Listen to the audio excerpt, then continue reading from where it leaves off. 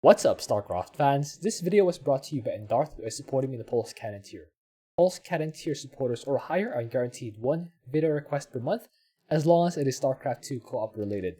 This time, he submitted a co-op commander concept, which apparently was written by Photo Loss, and this one is about the Overmind. So, the Overmind is, for you Starcraft 1 fans out there, the supreme mind that controls the entirety of the Zerg swarm. So prior to Kerrigan, the one who controls the entire swarm is the Overmind. It's kind of like a giant building with a big eye that controls the entire swarm by having like generals called Cerebrits who command broods with specific. It's like imagine in Heart of the Swarm you have Kerrigan with her brood mothers. If you translate that to Starcraft 1, it'll be the Overmind with the Cerebrits instead of the Broodmothers. So, let's actually make Brian read these, this text here, because Brian's better at reading English. Teching up quickly is important. It will allow this commander to summon Cerebrates and manifest the Overmind. The Overmind can only be morphed from a hive and requires all 3 Cerebrates to be on the field. Okay, so teching up is important, and you want to manifest the Overmind on the field, I guess, for special powers? A hatchery allows the first Cerebrate to be summoned onto the field, a lair allows the second Cerebrate, and a hive allows the third Cerebrate. The incarnate Cerebrate top bar ability that is used to summon the Cerebrates onto the field have a shared cooldown. Visually, the Cerebrate model will look like the standard worm model with a sunken colony and a spore colony integrated with it. Interesting. So the Cerebrates will function like the normal Cerebrates, except they will also be static defense in a way. And it's going to be weird having the Cerebrates play this way, because as I mentioned before, the Cerebrates are the generals of the Zerg.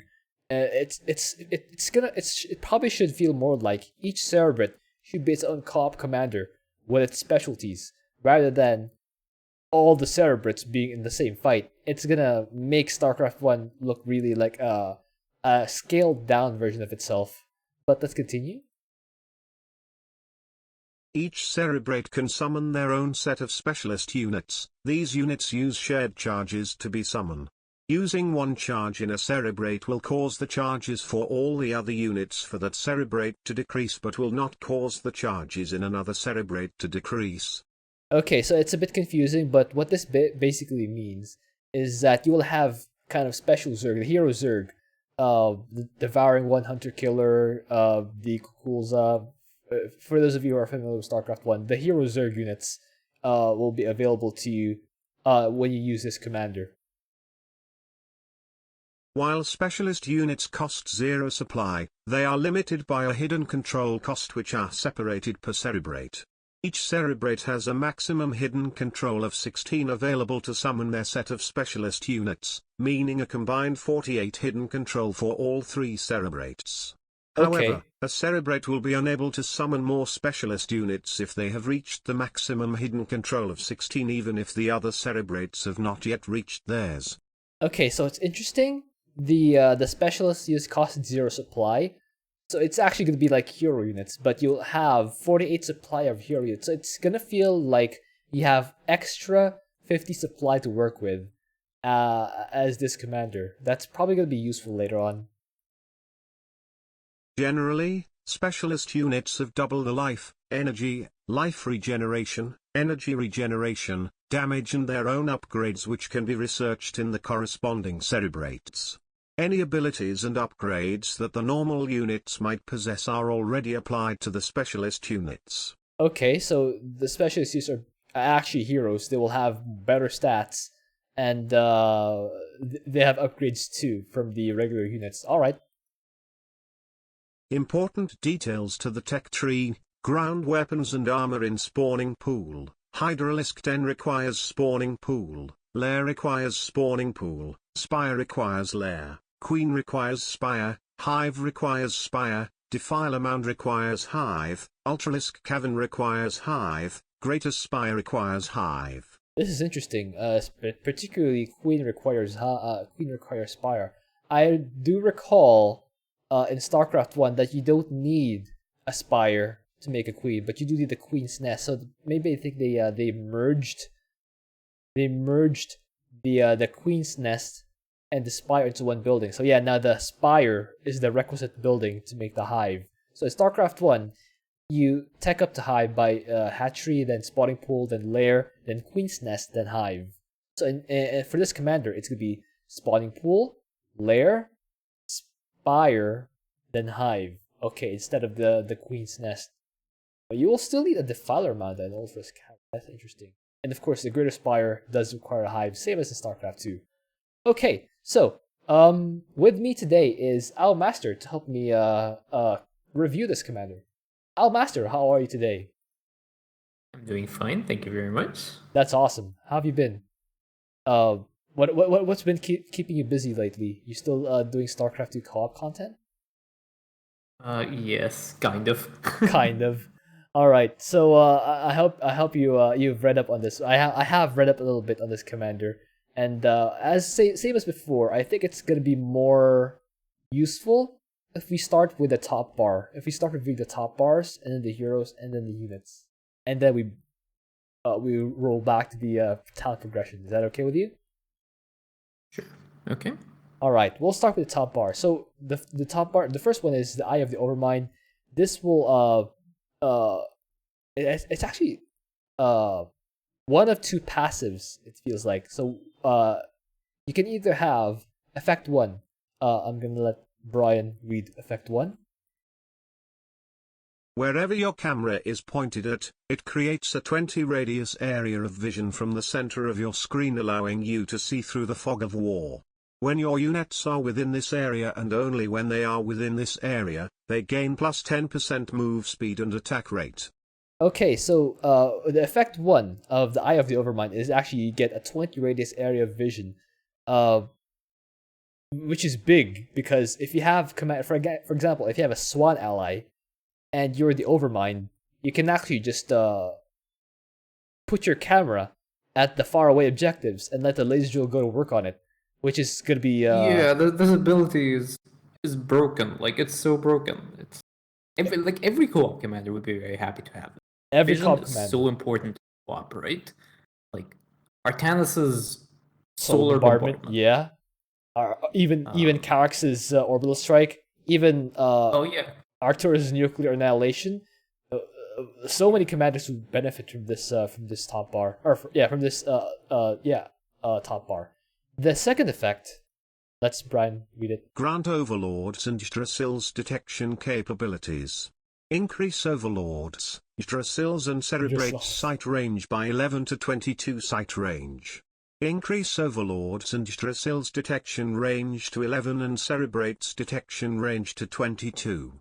So this second effect seems interesting.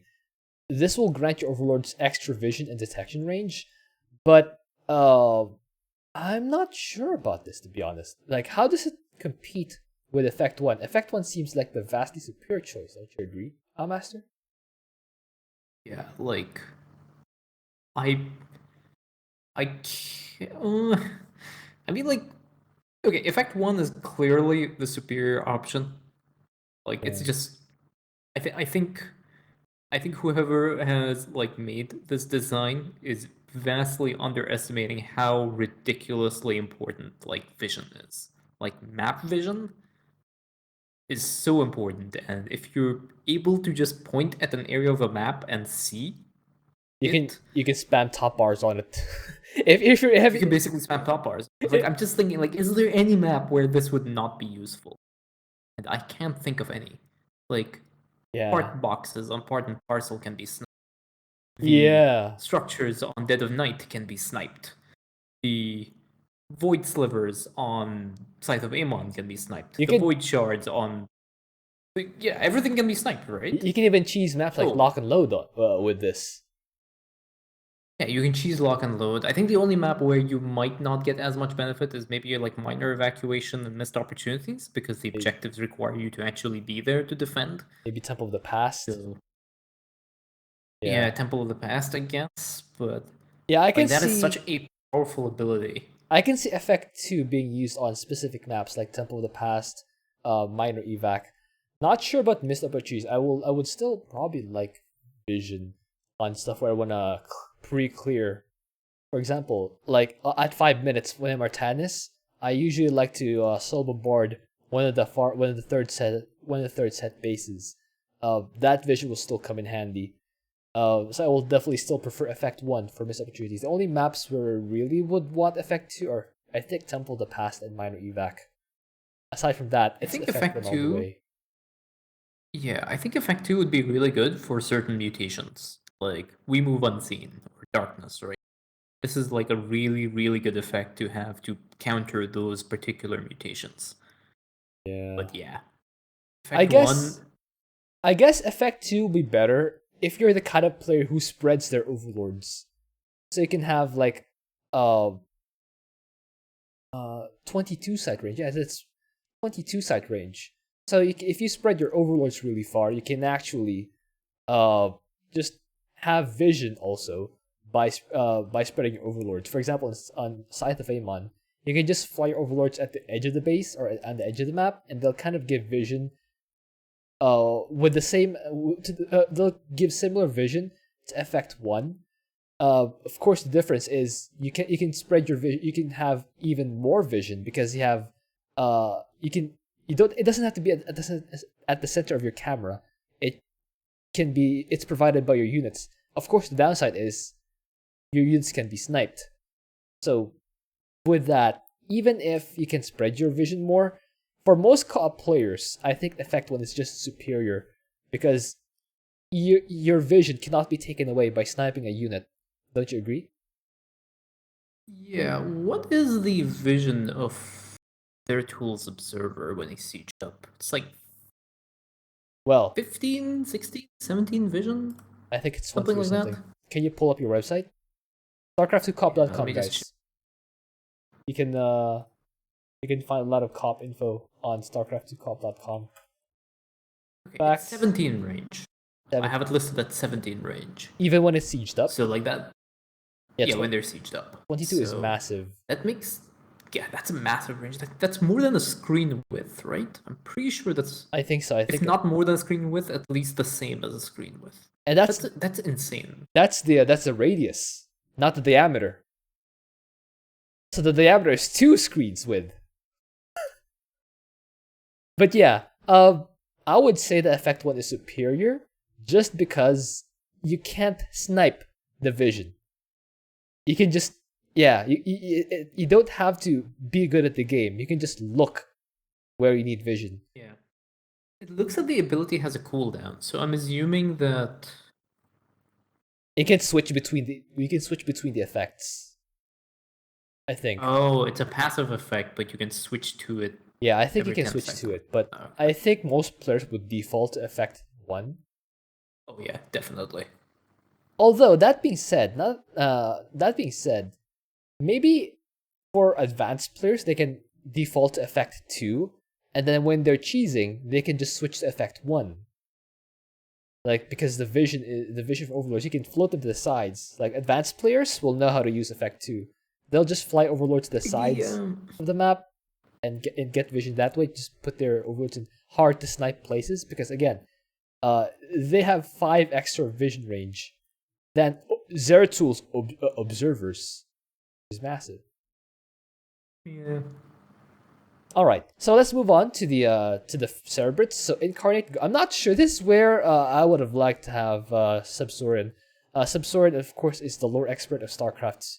And I don't know if these guys are actual Cerebrate names, Gord and Nargol. I don't know if these are actual Cerebrates. The only Cerebrates I know are Dagoth and Zaz from Starcraft 1. Don't really know the others. Anyway, let's let Brian read Incarnate Gorn. Summon Cerebrate anywhere 3x3 build pathable onto the field with vision. A hatchery allows summoning the first Cerebrate onto the field, a lair allows summoning a second Cerebrate, and a hive allows summoning a third Cerebrate. Cerebrates have a ground attack similar to sunken colonies and an air attack similar to spore colonies. It can spawn a single Nidus exit and act as a Nidus entrance. So the Cerebrates are actually Niduses.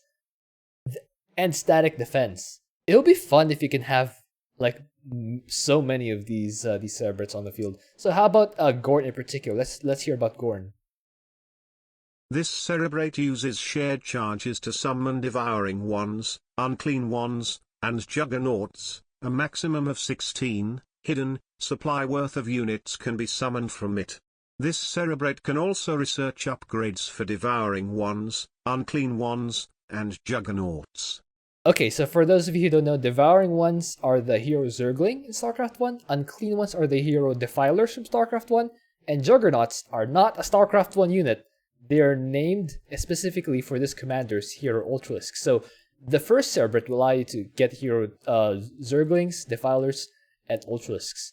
So ability cooldown 120 seconds. I wonder why it needs a cooldown though.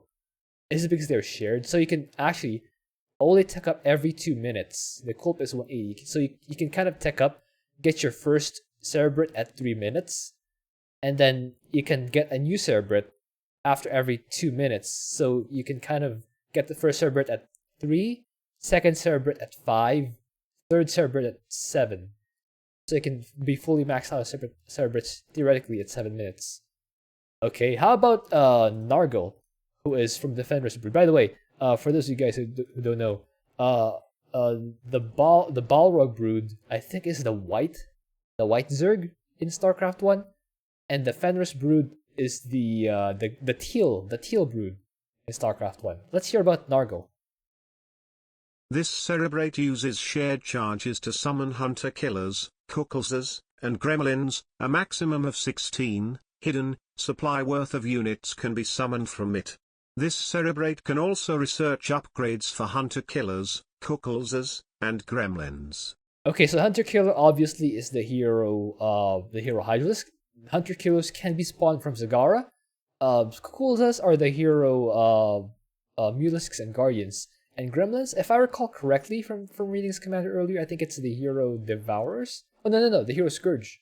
Yeah, the Gremlins are the hero Scourge. That's interesting. Anyway, Dagoth, that's the cerebrate I know. That's Dagoth was of course a character in StarCraft 1, original and Brood War, and the Tiamat Brute is the Red Zerg. He was the one who, I think, the right-hand guy of the Overmind. Let's hear about Dagoth. This cerebrate uses shared charges to summon Yggdrasils, Matriarchs, and Hive Wardens. A maximum of 16 hidden supply worth of units can be summoned from it. This cerebrate can also research upgrades for Yggdrasils, Matriarchs, and Hive Wardens. The Yggdrasils are hero overlords. I'm not sure what the hero overlords do, to be honest. But they're also Matriarchs, which are the hero queens, and Hive Wardens. I actually forgot what Hive Wardens are. I guess we'll find out more about them later. All right, so let's read about next. Let's read next about the heroes and special structures. First of all, we have the Overmind.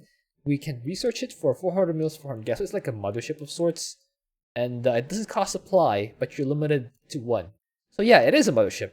it is a mothership. So maximum health has 5,000 health. It regens 0.27 health. That's interesting. Do you, hey, Master, do you know any reason in particular why the Overmind has 0.2734 life regen instead of something like 0.3 or 0.2? Is it supposed to match up with some kind of... So like normal Zerg regen? That's lame. They should make it regen faster. It's co-op, come on man, it's co-op. Oh well. It either matches regular Zerg regen or... Interesting number. Yeah, that's an interesting number. So the MSIC is that it generates creep within 15 radius around the structure. So it generates a lot of creep. So it probably generates as much creep as Kerrigan's malignant creep tumors. So that's nice. Reach of the Overmind. Let's learn about Reach of the Overmind. When ally and your biological units and structures are killed, they drop resources equal to 20% of their total build costs. Note, it's minerals and gas pickups like with assimilation aura, units and structures that do not resources to produce like specialist units do not apply. Okay, so with the Reach of the Overmind, it's basically like the Han and Horner death effect or the Hana Horner refund effect. What's the refund of the Hana Horner? Is it like 30% or something? Just something like that. I don't know the exact number. Yeah. This seems good on paper. So you get the value of user free, but for me, I don't know. Maybe I'm wrong here, but for me, I would rather have co-opify it, make it 50% refund rather than 20%, so you can properly uh get more bang for your buck. I think it's I think 50% because a spoiler alert, most of our units are actually 1v1 units from Starcraft 1 without anything to really co-opify them. So I would say that you really actually want to have 50% of your resources refunded instead of only like 20%. Okay. So for Cerbrit, Gorn, Nargol, and Dagoth, you again, as Brian mentioned, you need the hatchery. So the first builder, you will have that already. You'll be able to make Gorn as long as you don't lose your hatchery. If you make the lair, you'll be able to summon Nargol, and if you make the hive, you'll be able to summon Dagoth. Okay, so the MSIC is a generate 15 creep or 15 radius creep. That's also nice. And then they have these top bars. Lesser wormhole. Relocate the Cerebrit to target build pathable location vision. So apparently you can move your Cerebrits anywhere where you have vision every 60 seconds. So I'm guessing you can kind of use these Cerebrits as quasi Nidus worms. Spawn Nidus like Canal. Nidus worms, yeah. Yeah. So you can use this to cheese maps by moving Cerebrit closer to the objective and rallying your forces there. I guess that's a cool little trick you have. They also have spawn Nidus Canal exit. Instantly spawn a Nidus Canal exit anywhere near a 2x2 build pathable on the field with vision. I guess the Nidus Canal exit is fine, but wouldn't you rather have Omega Worms here? I feel like this commander needs more co-opification in general. What do you think the Nidus Canal as it is fine, or would you rather because the Nidus Canal worked exactly like the 1v1 Nidus Worm. They load and unload units one by one, and yeah, you can't store forces in them. If you send your units toward one Nidus entrance, it will go automatically to a predetermined Nidus exit. So you can't store it. It's not like a network like in StarCraft 2. How Nidus canals work in StarCraft 1 is there's each Nidus canal has an entrance and an exit. And if you send ground units toward one entrance, they always exit automatically at the same exit. Oh, it's not a Nidus worm. It's it's literally it's literally a tunnel between. That's how Nidus canals work in StarCraft 1. Yeah. So I feel like they should co-opify this. Make it an Omega Worm. Make it an Omega Canal. Make it even an Omega Canal. Yeah. If you don't want to overlap with Kerrigan, make it an Omega Canal, because this might be a problem. Like in co-op, the whole idea of the Omega Worm, at least one main playstyle that Kerrigan has, is Kerrigan jumps in, she stuns everything, you drop an Omega Worm, and you unload everything like instantly, and you murder everything before the stun runs out. Yeah, with this Nidus functioning more similarly to a regular Nidus Worm, you just will unload one by one, and they won't have the initial burst that you need to kind of destroy an enemy base. What will most likely happen is if you have this commander's Zerg coming out of the canal, they will come out one by one, and they'll get killed one by one. So I think the intent for this Nidus Canal is like to provide you with like a resupply line basically for your army, so you wouldn't drop this inside the enemy base, but you drop it like a little bit away. Yeah. So you can reinforce your army and give you like maybe a little bit more map mobility. Basically, they want you to use this like a 1v1 Nidus Worm, which is decidedly less fun than co-op worms. That is true. Yeah, you would have to kind of modify your playstyle. Then again, look at this. There is an ability here called load and unload all that allows you to load/unload all your ground units. All Nidus canals are connected and can be used by you and your allies. So this description here kind of belies what I said earlier about the Nidus canal. What I said is true, by the way. In StarCraft 1, that is in fact how Nidus canals work. But here, the description here actually makes it sound like it is a Nidus network, like a StarCraft 2 Nidus network, instead of a StarCraft 1 Nidus canal. So it is actually just a Nidus worm, but they changed the name to Nidus canal to make it pretend to be a StarCraft 1 Nidus canal. That's kind of funky, but I guess I like this more than really how the StarCraft 1 Nidus canal worked. Okay, so it'll actually be like so this is working like the Omega Worm? This works like the Omega Worm? the regular Nidus worm of StarCraft 2 1v1. Because it doesn't say Omega. Omega worms are specifically different. They unload faster. They unload much faster. Just a small thing, like for something like this, I wouldn't give a unit a different name if they are the same unit. Yeah, I would tend to agree with that. In fact, I would rather have this changed to Omega Canal and have it actually unload as fast as Omega Worms to really give you that I would like punch. Like if if you want to create something that is like unique, right, for this commander, and Omega Canal is something that doesn't exist in the game, so it basically, you cannot store units inside this thing, but whatever you put on one side of the unit will instantly pop out the other side. Yeah, that would be. I think that'd be more in tune with StarCraft 1 and also co-op. So I think that's kind of a better way to do it. Although it could cause some lag if it would create some pathing issues.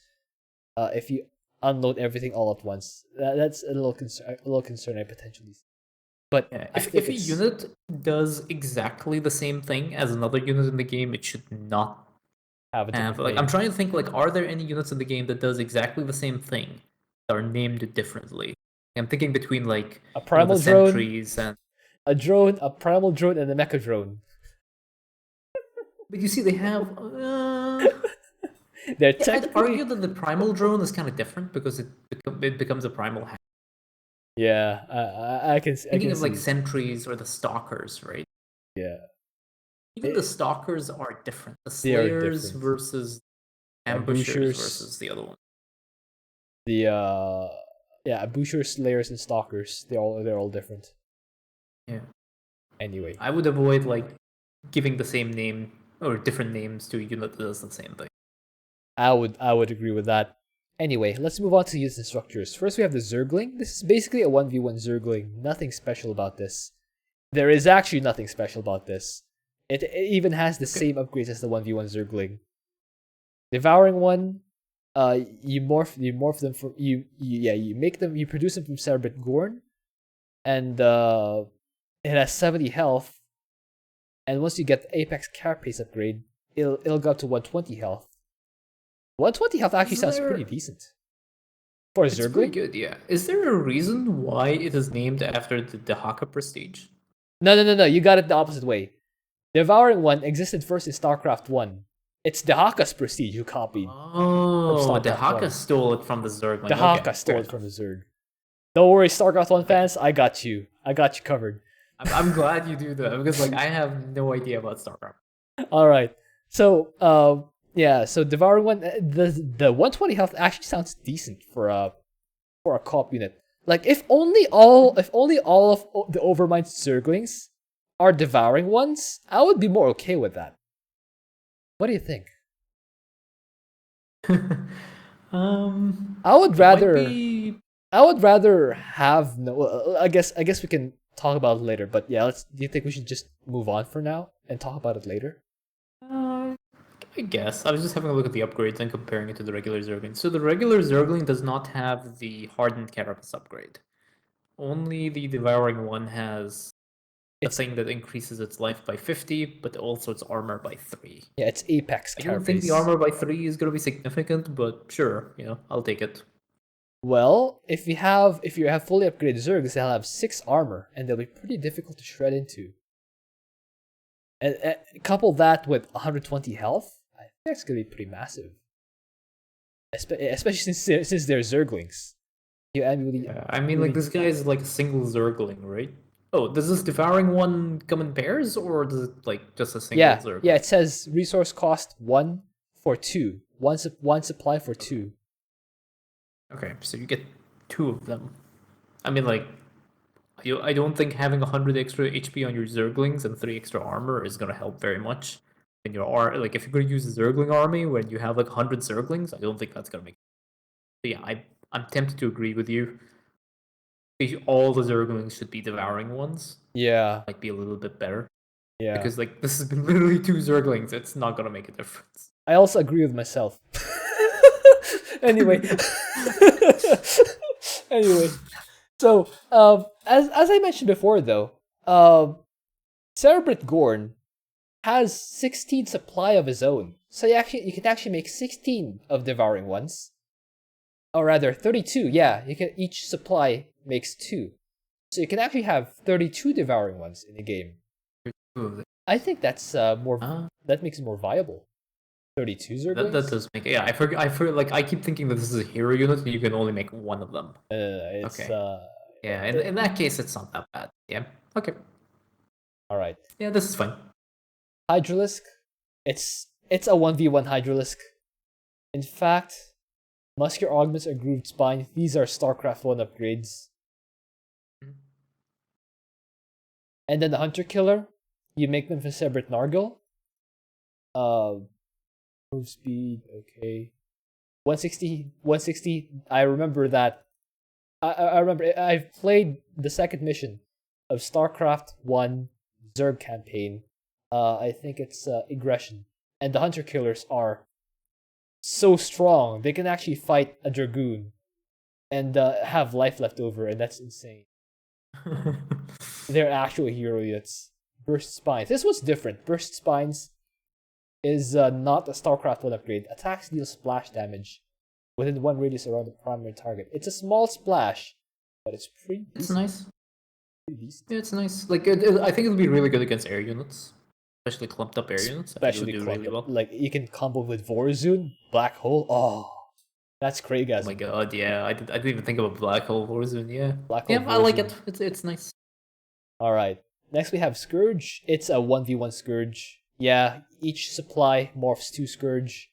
And then there is no upgrades here because there are no Scourge upgrades in StarCraft 1. But you have the Gremlin. So one supply makes 2. Charge cooldown 15. Ooh, okay, here's the kicker. They have cooldowns. It's a 15-second cooldown to make each of these each of these units. That could be a bit of a concern because if you want to make if for example you're going up against an air hybrid, the thing that you call tuna fish for some reason, you'll want more than I still don't see why it's a tuna fish, but okay, let's move past that. You'll want more than 2 gremlins to fight it because each gremlin only does 220 damage, and you'll have 2 of them for 440 damage. So you actually want more than 2 of them, I think. To be honest, I don't think the gremlin is to be used the way that your. I'm just trying to take a look. Like, what is the cooldown for the Scourge? 15. Oh, yeah. The cooldown. 30-second cooldown for the Scourge, right? Oh, 30 build time. Right? 30 build time. Yeah. Okay, it's 30-second build time for the Scourge. There's no cooldown on the Scourge, though, right? No cooldown for the regular Scourge. So I'm thinking, what situation would I make gremlins? Because again, you have a 15-second cooldown to morph each of your specialist Zerg, your hero Zerg. So why would I use? They have a shared cooldown. Remember that they all have a shared cooldown. Why would I use that cooldown to make gremlins when I can just make more Hydralisks or Hunter Killers, which had the same cooldown, by the way? Yeah, like I'm trying to see, like, is there any way like you'd want to use that? It's like the Hidden Terror upgrade, right? Which is what makes the gremlin special. It's just it's like cloak. It's permacloak and it gives a fear 2 seconds. So you would want to charge your gremlin in first to stun an airwave, then you charge your scourgeon, but you can't do that because there's detection in the airwave, so the airwave is going to shoot down your gremlin, so you need to charge your scourge in with the gremlin. Yeah. So why would you make a gremlin? Exactly.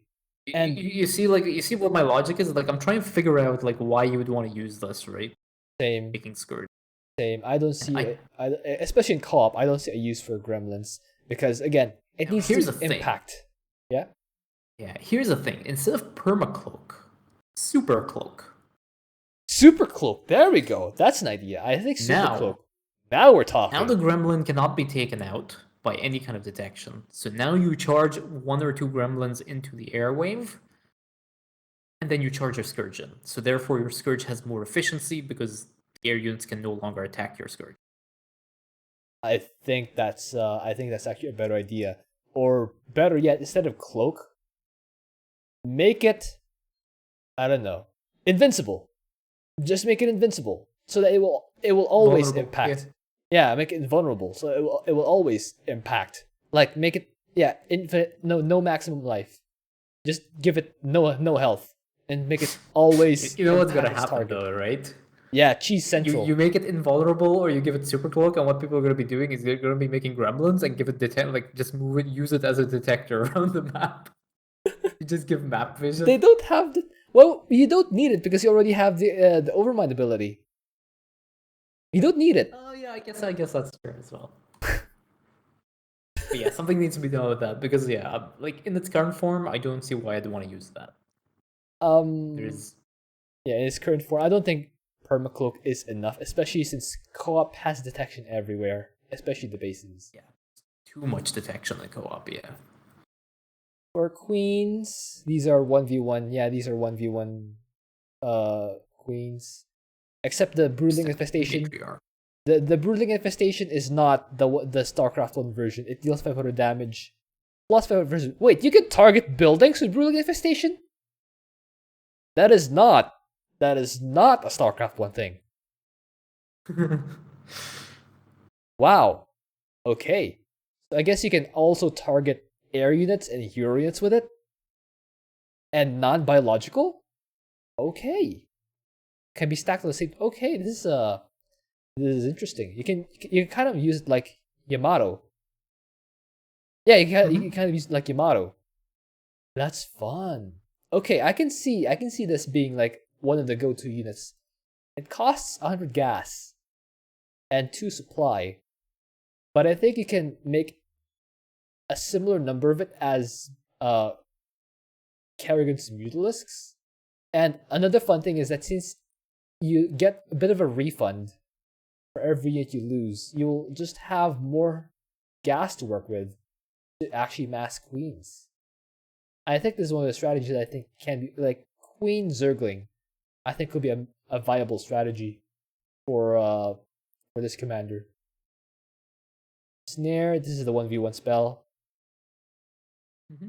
Matriarch, 30-second cooldown. I think as long as you can have the Matriarch share its commands with the regular Brood Queens, we're gonna be all good here because you don't want the Matriarch to have a separate command from the Queens. Otherwise, you're gonna have to be tabbing between those two. It's gonna be confusing and stuff. 400 max energy. The Matriarch maxes at 400 energy. That's insane. I think what the meta will be is that people are gonna be using queens to snipe stuff like void shards and stuff. Yeah. Yeah, it is gonna be either the queen or the scourge. Anyway, Gamete Parasite. This one wait. Let me ask you. Hey, Brian. This is what you're here for. Read, Brian. Attach a parasite to a unit with energy, draining all of its energy. That unit can no longer regenerate energy. As long as infected units are alive, Increase this unit's energy regeneration by 100%, 50% from heroic units, for each unit affected by this ability. You cannot affect more than 3 units at the same time with this ability. Attaching a new parasite will kill the oldest one. What? Attach parasite? Okay. I like this ability. As long as infected units are alive, increase units. This units? The Queen. Okay. So basically what it does is you cast this debuff on an energy unit. That unit like no longer regenerates energy. It's basically like a feedback, so it doesn't have any energy, so it becomes a non-energy unit.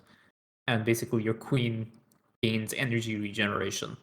Why would he say this units rather than this queens? That just confused me a little bit. Anyway, you cannot affect more than 3 at the same time. Okay, so this will actually, yeah, the Gamete Meiosis. I remember the upgrade in Starcraft 1. Gamete Meiosis increases the queen's maximum energy by I think 50. And the Parasite is a separate ability. So they just merged Gamete Meiosis and Parasite into one ability. So the Parasite, of course, gives you vision, permavision of an enemy, which won't be that useful co-op, but with the energy draining thing, I can see this being useful now. That being said, co-op players like to clear maps, and there's always the chance that your ally would kill a parasited unit. Yes, there is a chance that your ally would. A very high chance, by the way. I mean, like, it's nice to have. Like, you're probably not gonna use this in every single game. Like, especially if if you are playing hyper aggressively, you're probably not gonna find any utility for this. But it's a nice. I have a separate nice ability to have. I have a separate idea for how to use this. Use it on your workers. Your own workers. Your work. Yeah, your own workers, because they don't have any energy. But this thing only targets a unit with energy, right? Does it? Oh yeah, a unit with energy. Does attach a parasite to a unit with energy. That's true. You're smart. Actually, that is the other thing to note. Is this an ally unit? Is this a friendly unit? Is this your own unit, or is this only an enemy unit? I think distinction needs to be made there. I'm thinking of useless co-op units with energy. And I immediately think of Stukov's Banshees. I mean, like, there are a bunch of units that you could probably just make if you want to, like, take advantage of this. Like, if you want to exploit this ability. But if you're soloing, what other Overmind units have energy? Because I'm definitely not using this on the Defiler. The Defiler is my go-to unit as Overmind. You could make another Queen. Alright then. I don't know. This is a nice, this is a good tech choice to have, like, in case you need it. It's not one that you would probably use all the time. How about use this on buildings instead? Like, the Parasite would disable the building. So you can spam like a bunch of like static defense in the middle of your base, and you can use Gamete Parasite on that, just so you can have more energy on your queens. It'll be like a funky little trick that you can do. Isn't the orbital command the only structure with energy? No, I mean not buildings with energy, just buildings in general.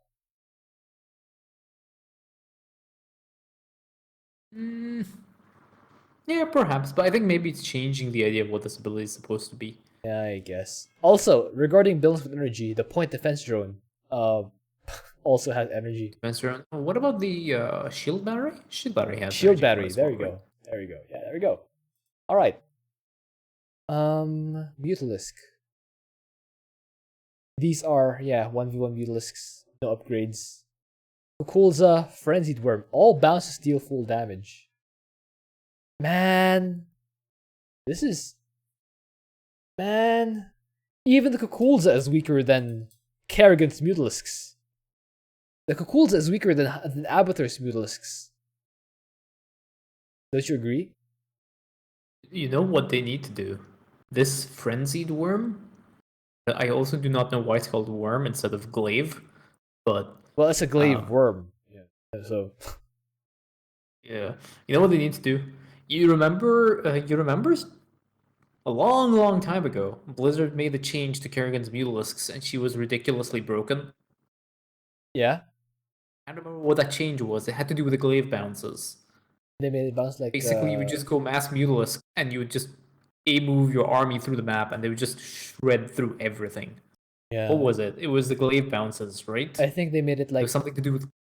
Yeah, all bounces deal full damage as well, but except Kerrigan's Mutalisks have I think 6 charges. If you get the middle research. If I Was it recall full correctly. damage, or did the damage go up? Go up. I can't remember what that change was. But yeah, still, the point stands. The Kukulza is worse than any co-op commander's regular aside from Arcturus, of course. Any commander's regular Mutalisks. Well, the reason why I said that, the reason why I brought that like balance change up is because that should be what Kukulza is. Yeah, I think To like bring back that broken change to this unit. this particular unit, and therefore it's no longer broken because you're capped by supply, capped by cooldown and stuff like that. I think that's good. Like generally, the Kukulza needs a buff. Like nobody's gonna go Mutalisk this game, which is sad because like in StarCraft 1, the meta for Zerg players is to rush the Mutalisks because Mutalisks are great in StarCraft 1 because they're so easy to micro, and you can do a lot of damage with them in 1v1. Of course, in co-op, you're not gonna be able to get the same effect against fully built bases with all that splash. Anyway, Guardian. This is the StarCraft 1 Guardian. The Highborn is a Hero Guardian. That's interesting. Because in StarCraft 1, the Hero Guardian is also called Kukulza. So something interesting for you to know. Acid Seeds launches a Scourge as a long-range torpedo. Can hold charges. When killed, any unspent charge will spawn a Scourge. Interesting. So it's like torpedoes. The acid seeds are basically torpedoes, anti-air torpedoes. Yeet a Scourge as a long-range torpedo. Yeah. Where's the target? And I guess the only thing that can stop this is a point defense drone. They will not be actual units. Unless the Guardian, the Highborn gets killed. But I think, yeah, this one's okay. I'm not mad about this one. Highborns are good. So again, Cerebrate Dagoth. So it can have up to 8. Yeah, it can have up to 8 Highborns, which is pretty decent, I would say. 8 Highborn. And then you're gonna have the Defiler. Of course, the Defiler is one of the best units in StarCraft 1. The only thing I have here is that it has 1 armor. I remember distinctly Artosis showing that Defilers have 2 armor to start with, not 1. So I'm gonna have to review that. But I remember distinctly Defiler having 2 starting armor rather than 1. But yeah, the reason why the Defiler is one of the strongest units in 1v1 StarCraft 1 is because of Dark Swarm.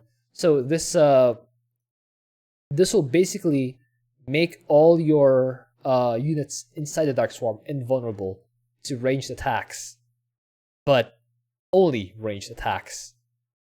So as long as you're not fighting Zealots or Zerglings or Banelings, your units should do well in the Dark Swarm.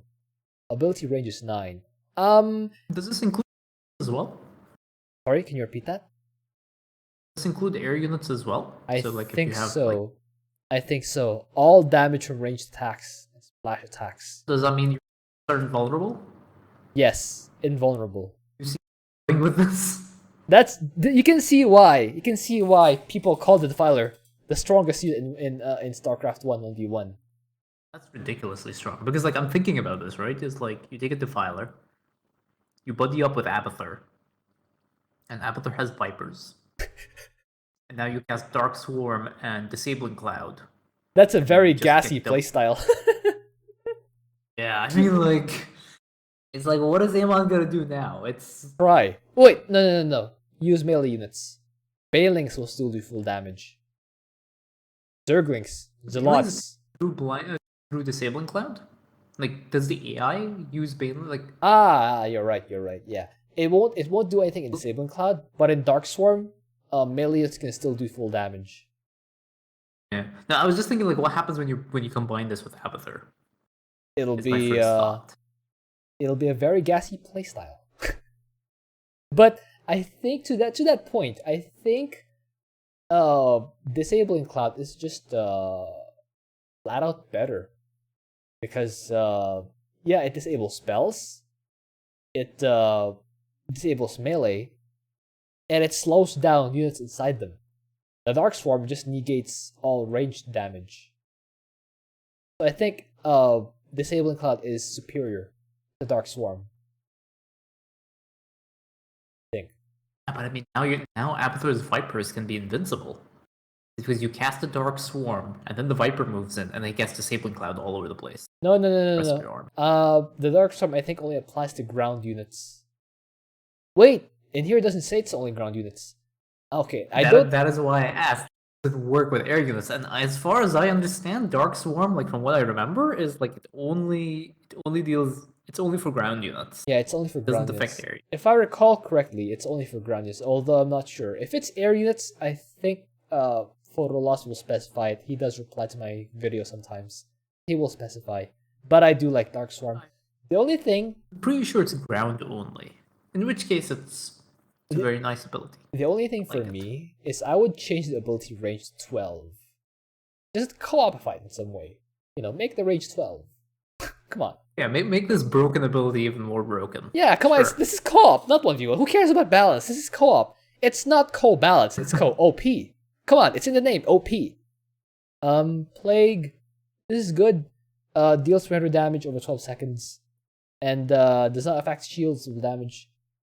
Okay, one thing that it doesn't say here is that the plague will not actually kill the unit. It will leave the unit at 1 health. So I wonder if the co-op version of the plague will actually kill the affected unit. Oh, you're saying the actual plague never killed the unit? Yeah, it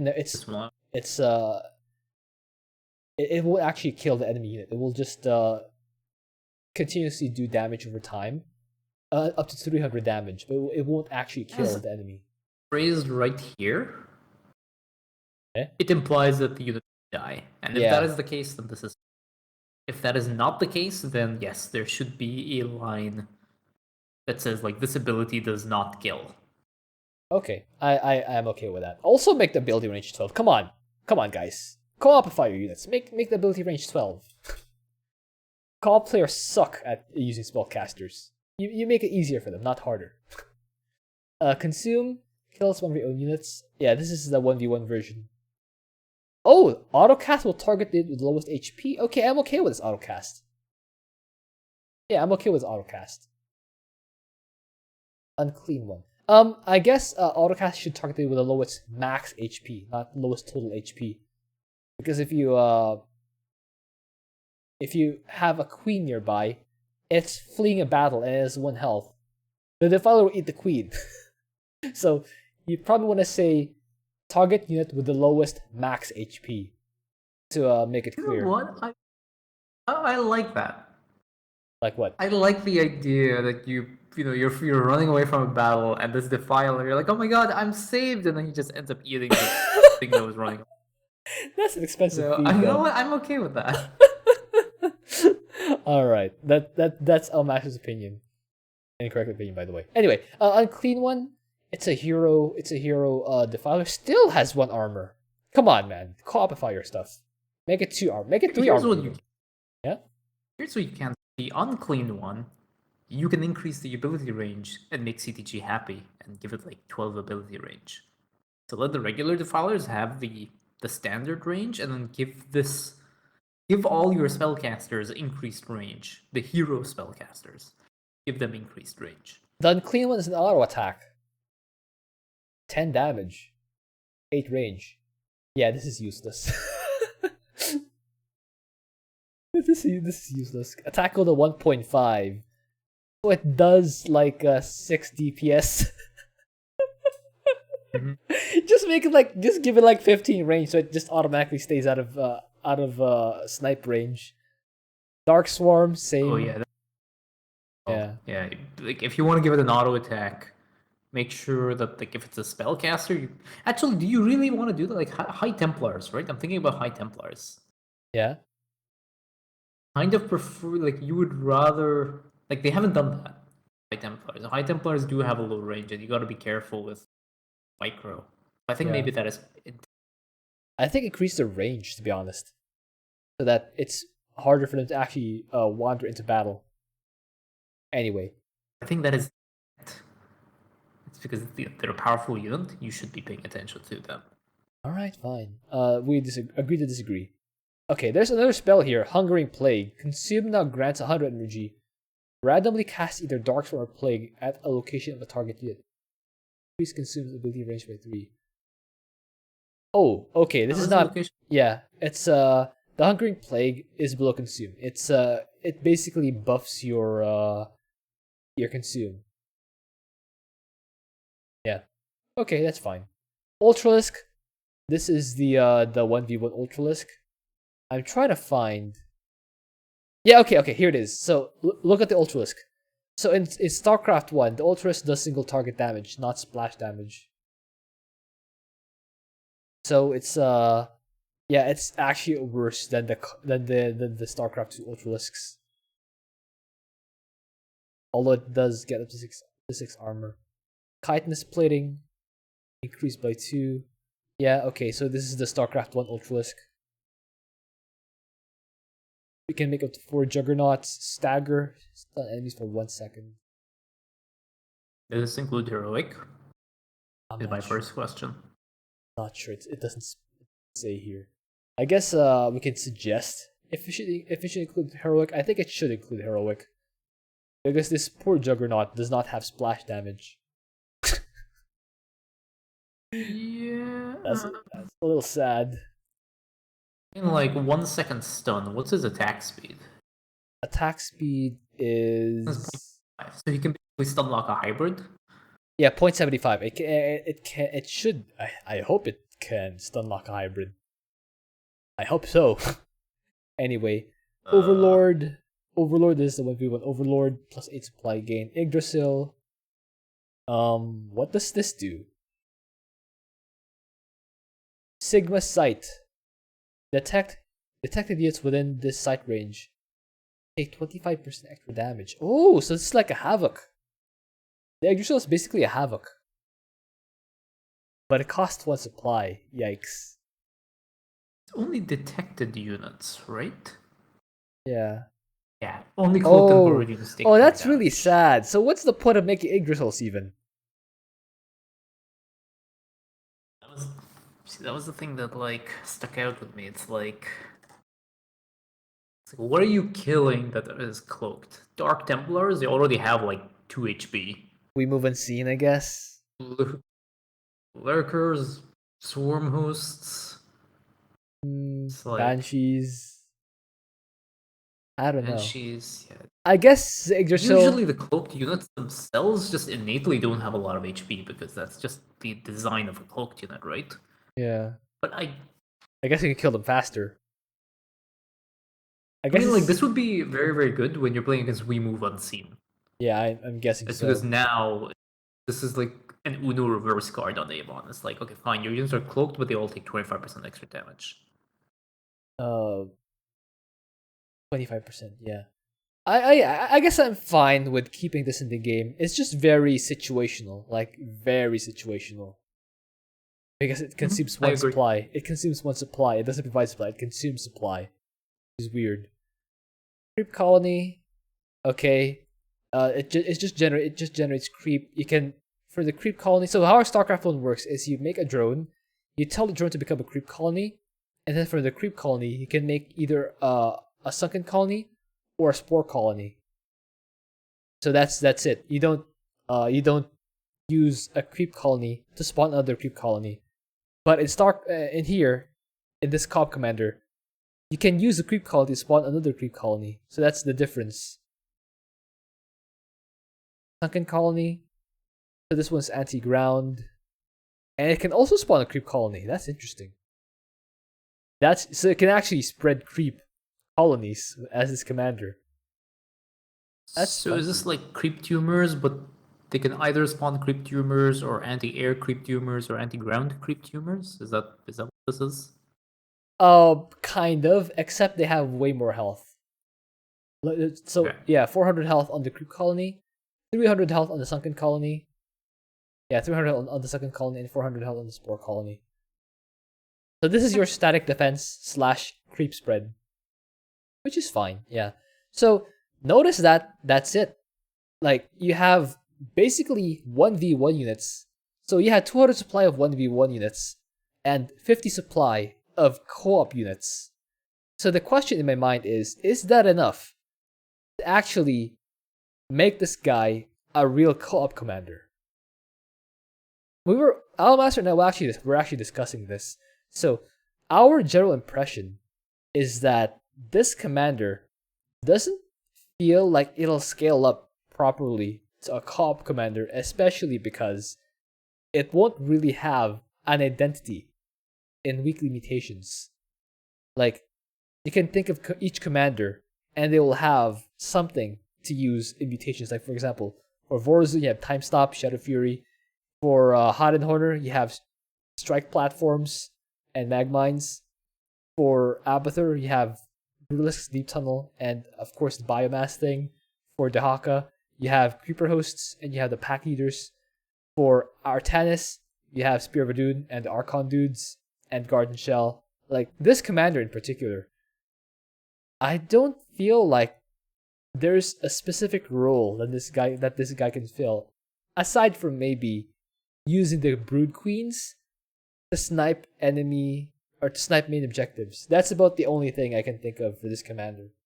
How about you? The way I see this commander is like he'll basically be like, you're gonna be playing and you'll be like, yo, pick the Overmind and just give me vision and I'm just gonna kill him. Yeah, Your goal is just point your camera at where we want to kill stuff. That's it. So he's just basically the vision giver, which is kind of depressing if you think about it. Like, you're just there. You're actively player 2. You are the support. You're not the hero. You're the sidekick, basically. By picking this commander, you're effectively the sidekick. Yeah, the one thing to also add is like he's not a bad, like, the Overmind isn't a bad commander per se, but there isn't anything that he does particularly well. And if you have a commander that doesn't do anything particularly well, it is very difficult to specifically choose them when you are playing up against weekly mutations or if you're up against different. That's true. Basically, I have a suggestion though. I have a suggestion though for how to make this Overmind commander better. So my suggestion is based on how Zerg and Starcraft 1 work. How Zerg and Starcraft 1 work, especially their lore, is they swarm the enemy. They swarm their enemies with a bunch of cheap units. So how I would change the Overmind is I would make the Cerebrates spawn free Zerg units. And you can select the free Zerg. You can select the free Zerg spawn on the Cerebrates himself. For example, on Gorn, you can make him spawn either 10 Zerglings every minute, or 3 Hydralisks every minute, either 10 Zerglings every minute, or 1 Ultralisk every minute, or 1 Defiler every minute. And then for Nargle, you can make him spawn either like 4 Hydralisks per minute, or 3 Mulisks per minute, or 10, or something like 8 Scourge per minute, something like that. So just something to make this commander feel more like a really swarmy Zerg, a really swarmy type of Zerg, rather than just a 1v1 commander, which is really sad if you're gonna put in co-op. I guess 1v1 commander with some heroes. It's nice. The heroes are nice. Don't get me wrong. The heroes are nice to have, but they don't feel properly co-op if they're just 1v1 with heroes, because 1v1 with heroes feels like Phoenix, except with that tactical data web. and that's sad if you don't have tactical data web as Phoenix. And you're Zerg, so like you're basically you're if you're 1v1 Zerg, you're basically Defiler and Friends. Defiler is basically your only real unit, and everything else is just filler under it. And you're gonna be sad when you're fighting against Zealots, Banelings, Zerglings, and stuff like that. So I think my suggestion will be to make the Cerebrates spawn free Zerg units that cost no supply, by the way, cost no supply, to really give you that swarmy effect that you want to achieve as the Zerg. Do you have a suggestion, Outmaster? Or do you kind of agree? I think I agree. Yeah, just make this Overmind the Zerg version of Stukov, which is weird to say because Stukov is already Zerg, but like, yeah, make the Over a properly swarmy type commander.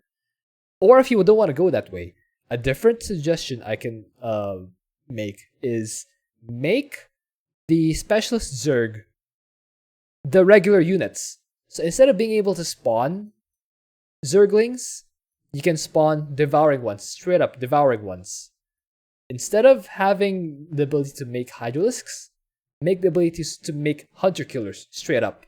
Like, turn your regulars into straight up the Specialist Zerg, and your Cerebrates will just be, I don't know, give your Cerebrates Malignant Creep or something, or a different effect. Like, remember in that last mission of the Terran Brood War campaign, each Cerebrate gives a separate buff to an aspect of the Zerg. Like, the first Cerebrate, I recall, makes invincible sunken colonies. Like, invincible sunken colonies.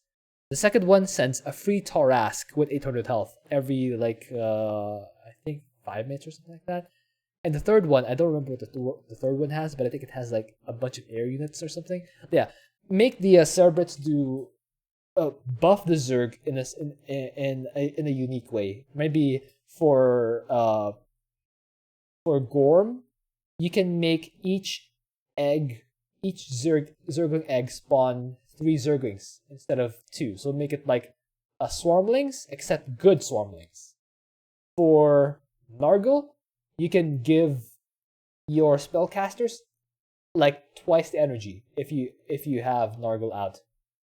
If you have Dagoth, you can I don't know. It's up to you. Like, make the Cerebrates do something special and have your actual units be the specialist versions of themselves. So yeah, just make the units stronger in general. Like, yeah, really co-opify. The units right now they're very, very balanced. And as CDG said, you need to co-opify them a little bit. You need to make them not extremely overpowered, but they need to be pretty strong. But yeah, I gameplay wise, I think I like the second suggestion more. But this commander wise, like the Overmind, I think I like my first suggestion more because it makes this commander feel like a proper Zerg commander. Which one do you like? Which suggestion do you like more, or do you have your own suggestion? I do like the second one better. Yeah, for a gameplay perspective, second one seems better. Go ahead. Yeah, for a gameplay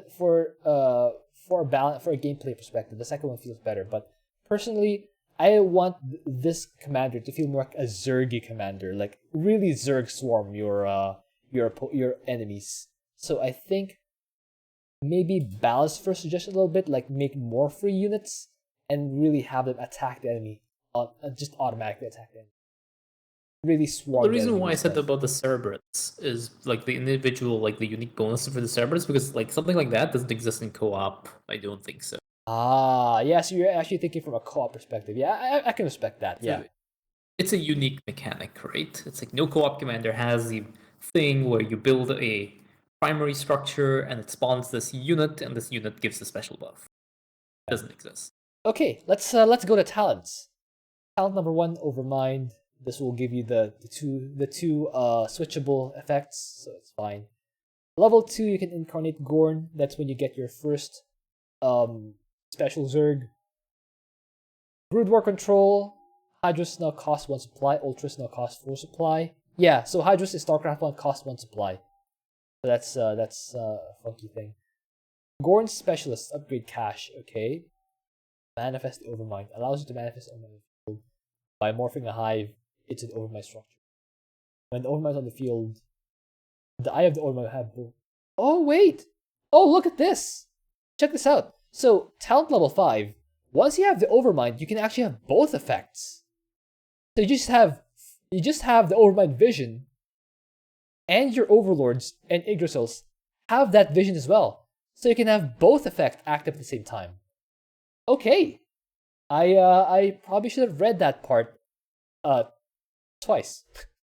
Because I actually didn't realize you can actually have both effects active at the same time. That's really good. What do you think? Yeah, sure. Yeah. That ability is ridiculously powerful anyway, so yeah, that's the only. making it stronger, I'm not gonna complain.